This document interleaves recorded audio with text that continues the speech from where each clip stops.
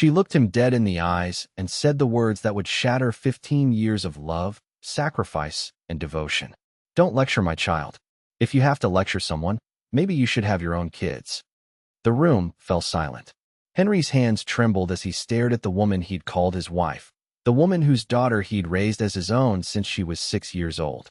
Behind her stood Daisy, arms crossed, smirking with the cruelty only a teenager could muster. Neither of them could have imagined that those 8 words would cost them everything. What Henry did next didn't just change his life. It taught them both a lesson about respect, family, and consequences that they would never forget. Henry Matthews was 46 years old, and everything a good man should be. Hardworking, honest, and loyal to his core. He'd built his plumbing business from nothing, working 16-hour days alongside his brother Steve, crawling through sewers and fixing burst pipes until his hands were permanently stained and his back ached every morning. But by the time he was 29, he owned his house outright, a modest 3-bedroom on Maple Street that he'd bought in cash. No mortgage, no debt, just the satisfaction of a man who'd earned everything he had. That's when he met Vivian. She was 27, recently divorced, and struggling in ways that would break most people. Her ex-husband had vanished the moment their daughter Daisy turned 2, leaving behind nothing but broken promises and the occasional guilt check that rarely covered even groceries.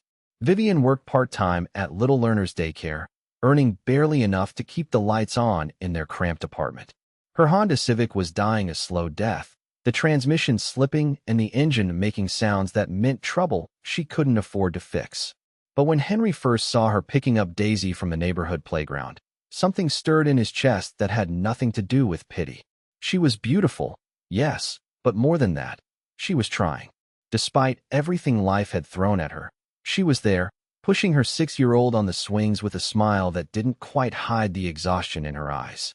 Daisy had scraped her knee that day, a nasty fall from the monkey bars that left her crying and bleeding. Without thinking, Henry had rushed over with his first aid kit from his truck.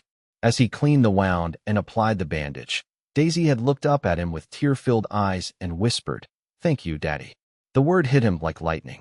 Vivian had quickly corrected her daughter, embarrassed, but Henry just smiled. "It's okay," he'd said softly. "I don't mind." And he didn't. From that moment on, something fundamental shifted in Henry's world. This wasn't just a woman he was dating. This was a family he was choosing. When friends called him a saint for taking on another man's responsibilities, Henry genuinely didn't understand what they meant. Daisy wasn't baggage. She was his daughter in every way that mattered. The early years were everything Henry had dreamed family could be. Saturday morning pancakes where Daisy would help him flip them, always making a mess, but laughing so hard it filled the whole house with joy. Weekend trips to Home Depot where she'd ride in the cart, pointing at lumber and asking if they could build a treehouse that looked like a crooked shed in her imagination. Christmas mornings where she'd run to him first, calling him Daddy with such natural love that Henry sometimes forgot she wasn't his by blood. When Daisy turned 8, Henry quietly opened a college savings account. Every month, without fail, he deposited $300 from his earnings. By the time she turned 13, he'd saved over $15,000 for her future. He never mentioned it to her, never held it over her head. It was just what fathers did. He married Vivian when Daisy was 7, and for a while, they were the picture of happiness that Henry had always believed was possible but never dared hope for himself. Daisy had been their flower girl, giggling as she scattered rose petals down the aisle. And when the preacher asked if anyone objected to the union, she'd shouted, "I do," meaning she approved, sending the whole congregation into laughter. But then Daisy turned 14, and something began to change. It started small, the way poison always does. Eye rolls when Henry asked about homework. Short, clipped answers instead of the enthusiastic stories she used to tell about her day. The word Dad slowly disappeared from her vocabulary, replaced by his first name, Henry, spoken with increasing indifference. At first, Henry told himself it was normal teenage behavior. All kids went through phases. But as months passed, it became clear this was something different, something crueler. Daisy had developed expensive tastes, influenced by friends whose parents threw money around like confetti. Designer shoes that cost $200. Handbags that cost more than most people made in a week. When Henry gently suggested more reasonable alternatives, She'd explode with the kind of dramatic fury only teenagers could muster. "You don't understand," she'd scream. "Emily's dad bought her the real once. Why can't you just be normal?" But the worst part wasn't the demands for expensive things. It was the way she'd weaponize her absent biological father, turning him into some mythical figure who would have understood her better, who would have given her everything she wanted without question. "My real dad would have gotten me the BMW," she'd mutter when Henry suggested a reliable Honda Civic for her 16th birthday. "My real dad wouldn't be so cheap." Each comment was a knife to Henry's heart, but he endured them with the same quiet dignity that had defined his entire life. He'd built a successful business by keeping his head down and working harder than everyone else. He'd handle this the same way. But Vivian, the woman he'd loved and supported through everything, was making it impossible. Every time Henry tried to set boundaries or have a serious conversation with Daisy about respect, Vivian would undermine him. "Don't be so hard on her, Henry," she'd say. "She's just a teenager. This is normal." When Henry pointed out that calling him by his first name instead of dad was hurtful and disrespectful, Vivian would shrug it off. "She's finding her identity. It's just a phase."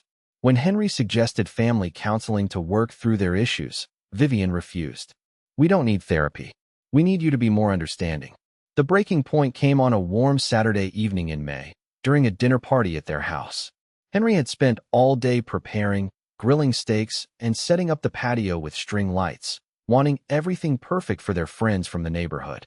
The conversation had turned to children and college planning, and Henry had casually mentioned that he'd been saving for Daisy's education. "We've got enough put away for state school," he'd said proudly, not mentioning the specific amount, but clearly pleased with his years of careful planning. "Want to make sure she doesn't graduate with debt." That's when Daisy had laughed, a sound so sharp and mocking that the entire table fell silent. "State school?" she'd said, looking at their guests with theatrical disbelief. "I'm already accepted to NYU. I'm not going to some community college just because Henry doesn't want to spend money on my future." Henry felt heat rise in his cheeks, but he kept his voice calm. "Daisy, we haven't talked about NYU. That's over $70,000 a year." "Discuss what?" she'd interrupted, her voice rising. "How you're too selfish to invest in my education. How you'd rather keep your precious savings than help your own daughter." The other guests were staring at their plates, clearly uncomfortable. Henry could see the shock and pity in their eyes, and it made his chest tight with humiliation. "Daisy," he said firmly, "you're being disrespectful. Don't lecture me."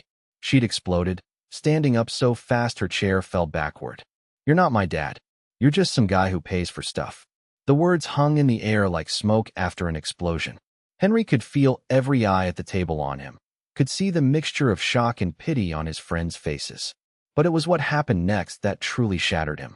He looked to Vivian, expecting her to finally step in, to defend him, to remind her daughter that he'd been her father in every way that mattered for nearly a decade. Instead, Vivian's face flushed with embarrassment, but not at her daughter's behavior, at Henry's attempt to parent. "Henry," she'd said quietly but firmly, "don't lecture my child. If you have to lecture someone, maybe you should have your own kids." The world stopped. Henry felt something inside his chest crack wide open, something that had been holding his entire life together for 15 years. Around the table, their friends stared in stunned silence. Even Daisy looked surprised at her mother's words, as if she hadn't expected Vivian to go that far. Henry stood slowly, his movements deliberate and controlled. He'd never been a man given to dramatic gestures, but something fundamental had just shifted in his understanding of who he was and what he'd been doing with his life. "Excuse me," he said quietly to their guests. "I need a moment." He walked into the house, leaving behind the mortified silence and the woman who'd just told him he wasn't family. In his study, Henry sat at his desk and stared at the photo that had sat there for 8 years, him and Daisy building a snowman the Christmas she'd turned 9. In the picture, she was looking at him with absolute adoration, her small hand in his, both of them covered in snow and grinning like they'd just conquered the world together. That little girl was gone. Maybe she'd been gone for a while, and he'd just been too stubborn to see it.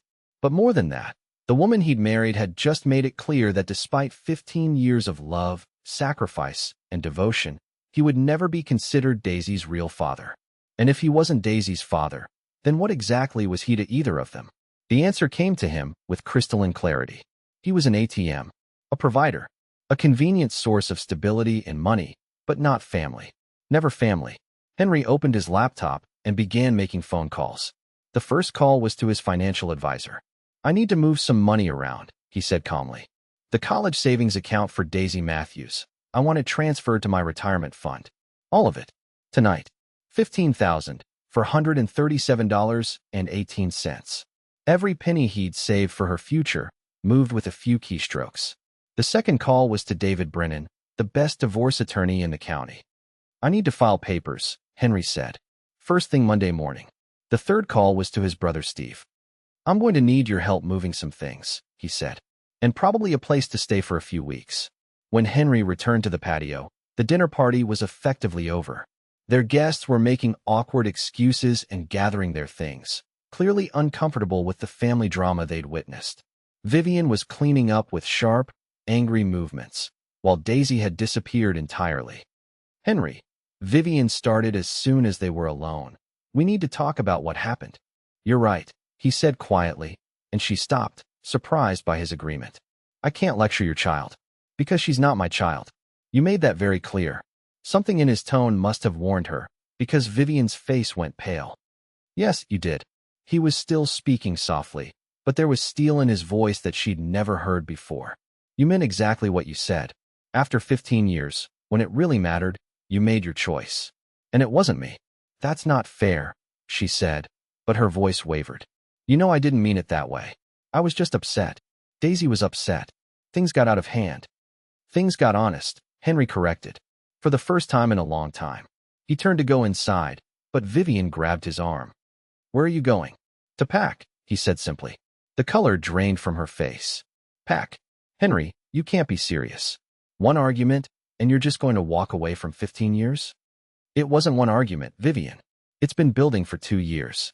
Every time I tried to be a parent to Daisy, you undermined me. Every time she showed me disrespect, you made excuses. Every time I needed you to choose between supporting our marriage and enabling her behavior, you chose her. She's my daughter." "I thought she was ours," Henry said quietly. "But you just made it clear she's not mine. So why would I stay?" Vivian stared at him, and he could see the moment she realized he was serious. This wasn't a threat or a manipulation tactic. This was a man who had reached the end of his rope and was cutting himself free. "Henry, please," she said, and now there were tears in her eyes. "We can work this out. We can go to counseling. Daisy will apologize. She was just being a teenager." "Will she?" Henry asked. "Will she apologize for telling me I'm not her father? Will she apologize for treating me like an ATM for the past 2 years? Will she start calling me dad again and meaning it?" Vivian opened her mouth, but no words came out, because they both knew the answer. "And what about you?" Henry continued. "Will you apologize for telling me to get my own kids instead of defending the man who's been raising yours for a decade?" "I was angry," she whispered. "People say things they don't mean when they're angry." "No," Henry said firmly. "People say what they really think when they're angry. The filters just come off." He walked toward the house, then paused and turned back. "For what it's worth, Vivian, I did love her like my own. I would have done anything for her. I thought I was her father in every way that mattered. But apparently, blood is all that counts.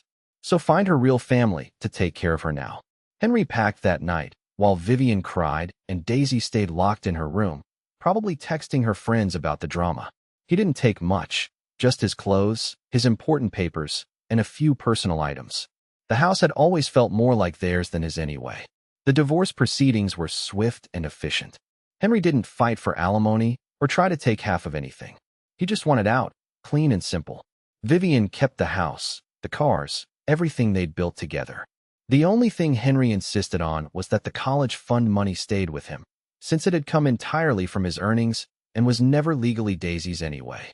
When Vivian's lawyer protested, Henry's attorney simply pointed out that Vivian herself had stated in front of witnesses that Henry wasn't Daisy's father. "My client is simply respecting that boundary," he'd said dryly. The papers were signed on a Tuesday in September. Henry moved into a small apartment across town and threw himself back into his business with the intensity of his younger days. Work had always been his refuge, the one thing he could control through sheer effort and dedication. For the first few months, Vivian would call occasionally, usually late at night when she'd been drinking. She'd apologize, cry, promise things would be different. But Henry had learned to recognize the difference between regret and genuine change. She missed what he'd provided, not who he'd been. Daisy never called at all. Henry began rebuilding his life piece by piece. He expanded his plumbing business, hiring 2 more employees and taking on larger commercial contracts. He bought a new truck, took a vacation to Colorado, started going to the gym. For the first time in years, he was living for himself, and it felt both liberating and lonely. His friends were supportive but confused. 15 years, they'd say, shaking their heads. Are you sure you can't work it out? But Henry was sure. He'd learned something important about love and respect that he wished he'd understood earlier. Love without boundaries isn't really love, it's enabling. And respect that has to be demanded isn't really respect at all. 5 years passed. Henry's business had grown into one of the most successful plumbing companies in the county. He'd bought a larger house, traveled to places he'd always wanted to see, and even started dating again. Life was good, peaceful in a way it hadn't been for years before the divorce. That's when Vivian and Daisy came back. It was a Thursday evening in March when Henry heard the knock on his door. He opened it to find them standing on his porch, and the years hadn't been kind to either of them. Vivian looked older, worn down in a way that went beyond normal aging. Daisy, now 21, had the hollow look of someone who'd learned hard lessons too late. Henry, Vivian said, and her voice was small, uncertain. We need to talk. He didn't invite them in. Instead, he stepped outside and closed the door behind him. What can I do for you? The formality in his tone made Vivian flinch. We're in trouble, Henry. Financial trouble. I thought maybe, since we used to be family. Used to be, Henry repeated. That's the important part of that sentence. Daisy spoke up for the first time. Things didn't end badly between us, Daisy. Henry interrupted. You told me I wasn't your father. Your mother agreed. Things ended exactly how you wanted them to. That was years ago, she protested. I was just a kid. I didn't understand. You were 16, old enough to understand the weight of your words. Old enough to understand that actions have consequences. Vivian stepped forward, desperation clear in her voice. Henry, please. Daisy dropped out of NYU after 1 semester. The student loans are crushing her. I got divorced again last year. Richard left me with nothing. We lost the house. We're living in a studio apartment and can barely make rent. Henry listened without expression. I'm sorry to hear you're struggling, but I'm not sure what that has to do with me. You were her father for 10 years, Vivian said, and now she was crying. Doesn't that mean anything? I was never her father, Henry said quietly. You both made that very clear. I was just some guy who paid for stuff, remember? Daisy's face crumpled. I was wrong, okay? I was angry and stupid, and I said things I didn't mean. But you were my dad in all the ways that mattered. You taught me how to ride a bike. You stayed up all night when I had the flu. You came to every school play and soccer game. That has to count for something. For a moment, Henry felt the old tug at his heart, the instinct to comfort and protect that had defined his relationship with this girl for so many years. But then he remembered the dinner party, the public humiliation, the years of disrespect that Vivian had enabled and excused. It counted for everything, he said simply, right up until you decided it counted for nothing. People make mistakes, Daisy said, her voice breaking. I was a teenager. I was trying to figure out who I was. But I never stopped loving you. Love isn't just a feeling, Daisy. It's actions. It's respect. It's treating people with dignity even when you're angry or confused. You had 10 years to learn that lesson from me, and you chose not to. So that's it. Vivian asked, her voice rising with anger and desperation. You're just going to abandon us? After everything we meant to each other? I'm not abandoning you, Henry said calmly. I'm simply not your family anymore. You told me to find my own kids to lecture. Well, I took your advice. These aren't my kids, and you're not my wife. You're just people I used to know who are asking a stranger for money. You're not a stranger, Daisy insisted. I'm what? Henry asked. Your father? The man who raised you? The man whose last name you carried for 5 years? Because I seem to remember you being very clear that I was none of those things. They stood in silence for a long moment, the weight of old words hanging between them like ghosts. Finally, Vivian spoke again, her voice desperate. What do you want from us? An apology? We're apologizing.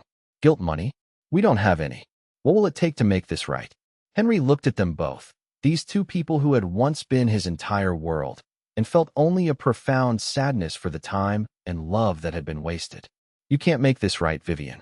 Some bridges, once burned, can't be rebuilt. You taught me that. That's not true, she said, but her voice had lost its conviction. It is true. You had a choice, that night at dinner, between supporting your husband and enabling your daughter's disrespect. You chose her. I understand why. She's your child, your blood.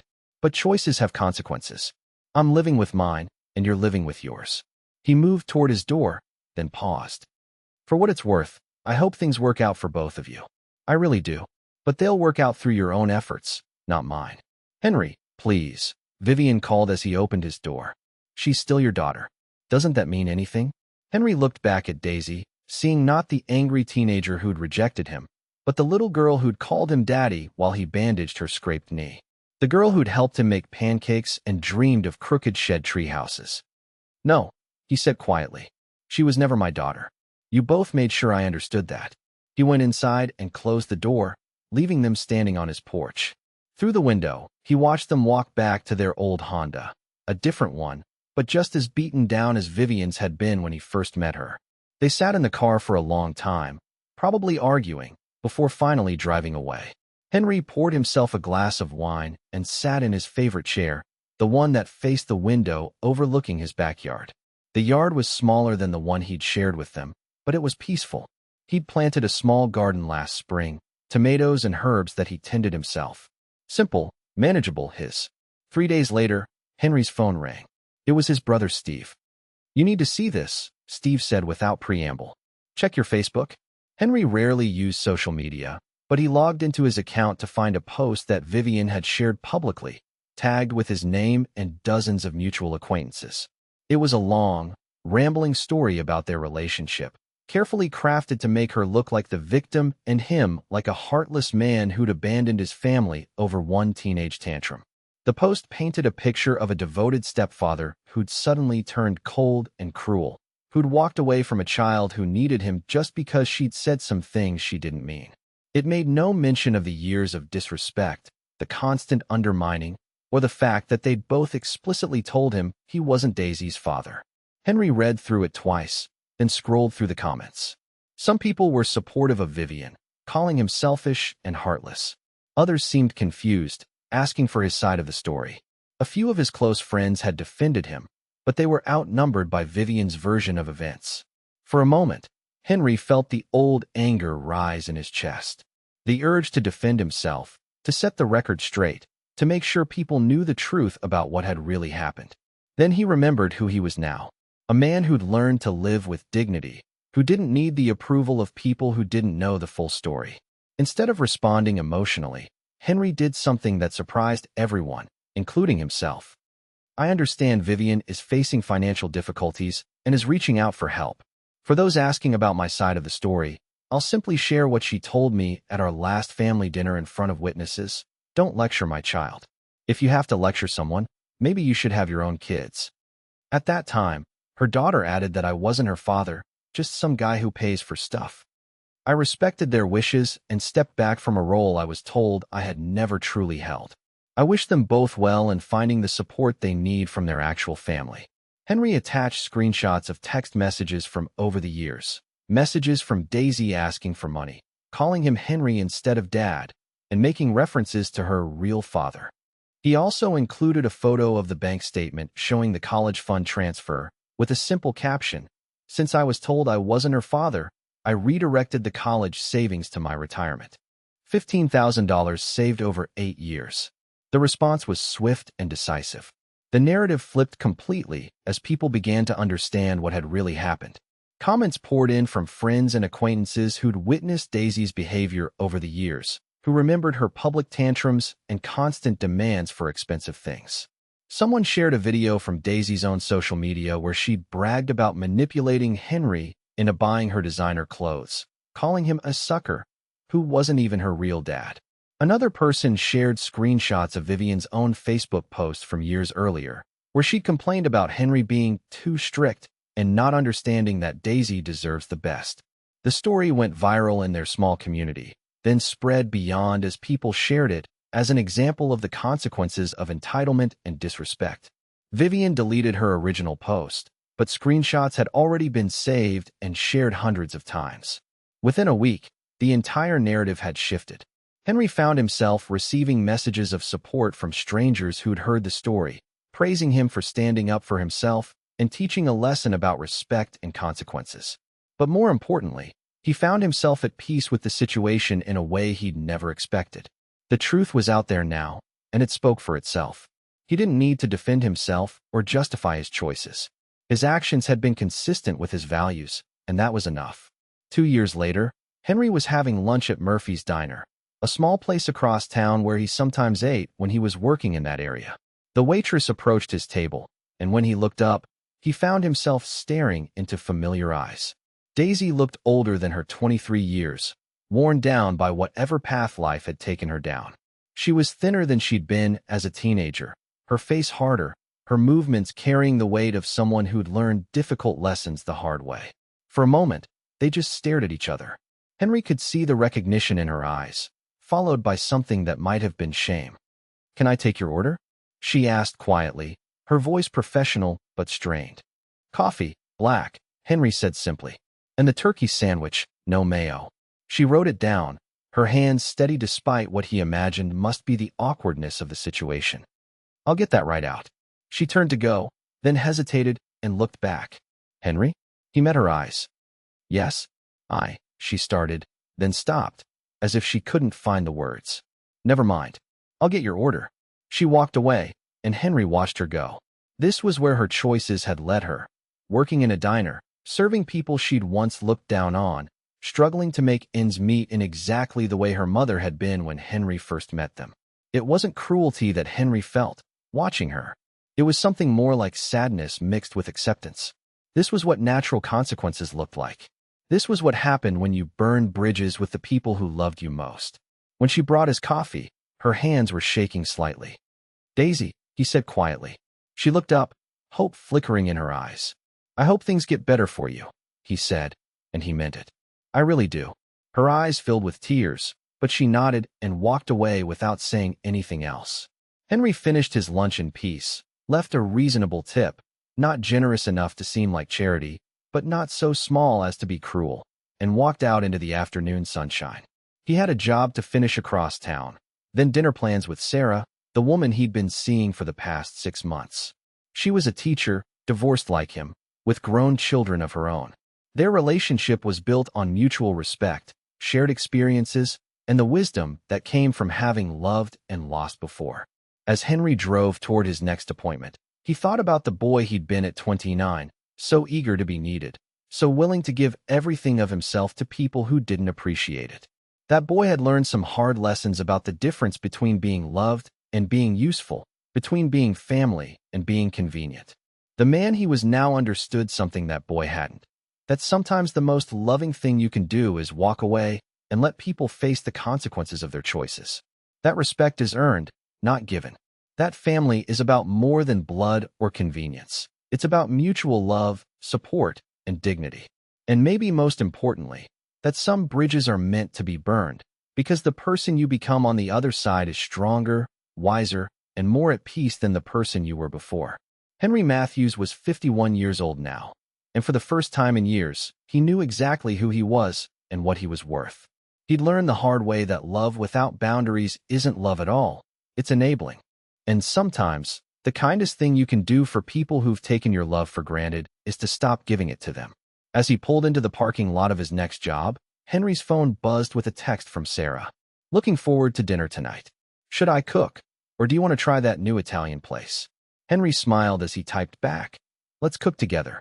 I'll bring wine." This was what partnership looked like when it was built on mutual respect. This was what it felt like to be valued not just as a provider, but as a person.